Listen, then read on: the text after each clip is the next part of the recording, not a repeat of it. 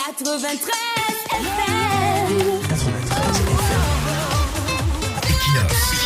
Radio. Bonjour. L'un des gros échecs des 43 ans de règne sans partage du président Paul Biya, c'est la construction d'un État villagiste en lieu et place d'un État-nation.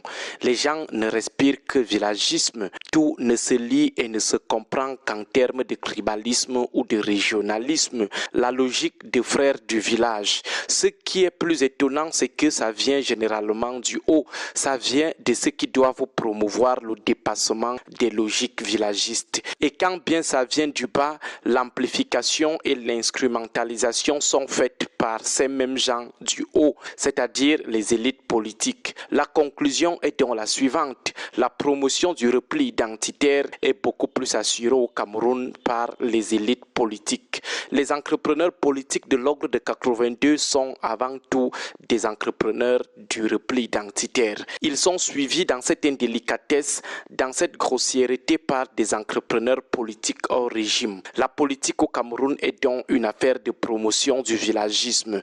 Tout est perçu en termes de tribus, d'ethnie ou de région. Même les situations les plus logiques sont considérées comme une affaire de tribus, d'ethnie ou de région. 3 compatriotes dont 2 chercheurs sont brûlés vifs dans la localité de Soulé-des-Rois dans la région de l'extrême nord.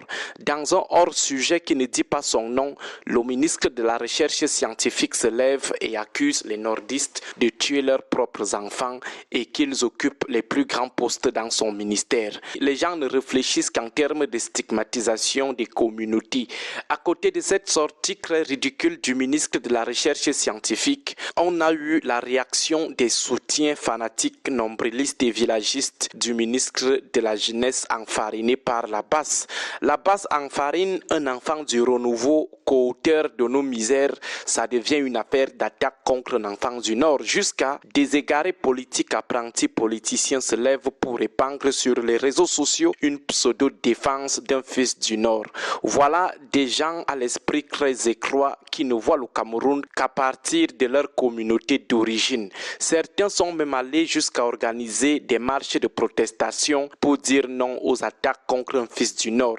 Si toutes les communautés commencent à faire ça, que deviendra finalement le Cameroun? La base attaque quelqu'un parce qu'il vient leur dire qu'un homme de 92 ans au bilan très lugubre est une chance pour la jeunesse. Mais dans leur esprit très étroit, les bricoleurs politiques se lèvent pour dire que le monsieur, agent publicitaire de la candidature de Claude Paul Biya, a été attaqué parce qu'il est nordiste. Voilà la réflexion des gens qui gère ou compte gérer le Cameroun. Le repli identitaire, le villagisme a obstrué les soupapes des cerveaux.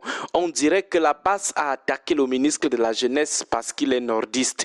On dirait que les membres des communautés des éléments de la base se sont assis pour dire que cette fois-ci, attaquons les nordistes. Si un jour, le Cameroun sombre dans une guerre interethnique, les coupables ne seront que ces gens que vous voyez prendre tout en termes de tribus, d'ethnie ou de région. On attaque Biya, président de la République, la branche villagiste Béti Boulou voit en ça une guerre lancée contre les Béti Boulou qu'ils appellent aujourd'hui Ekan. On attaque Etofis, la branche villagiste Bassa voit en ça une guerre déclarée contre les Bassa. On verse la farine sur le ministre de la Jeunesse, la branche villagiste nordiste voit en ça une attaque généralisée contre les nordistes. Kamto est attaqué, la branche villagiste Bamileke voit en ça une attaque intolérable contre les Bamileke. Polaya Abine de regretter mémoire et attaqué, la branche villagiste anglophone estime que c'est la 3e guerre mondiale qui est comme ça déclarée contre les anglophones. Voilà l'état villagiste du Cameroun que Paul Biya a soigneusement bâti pendant ses 43 ans de règne sans partage, 43 ans de pouvoir quasi pontifical. En quoi nos communautés sont-elles responsables des actes que nous posons au quotidien? En quoi des attaques contre les bénéfices de nos communautés constituent-elles des attaques contre nos communautés? Voilà un pays où tout le monde ne pense qu'en termes de défense communautaire, même chez ceux qui sont supposés être objectifs, par exemple les universitaires. On se rend à l'évidence qu'ils sont même aujourd'hui les premiers promoteurs de la stigmatisation ethnique ou du repli identitaire. Les gens instrumentalisent la science à des fins de stigmatisation ethnique ou à des fins d'ethnofascisme. Les gens utilisent leur intelligence pour promouvoir la supériorité de leurs ethnies, non sans vouer les autres à la vindicte populaire. Le jour où nos acteurs politiques verront le Cameroun au-delà de leurs petits calculs villagistes et politiciens, beaucoup de choses changeront dans notre pays. Agréable journée à vous tous. 93 FM.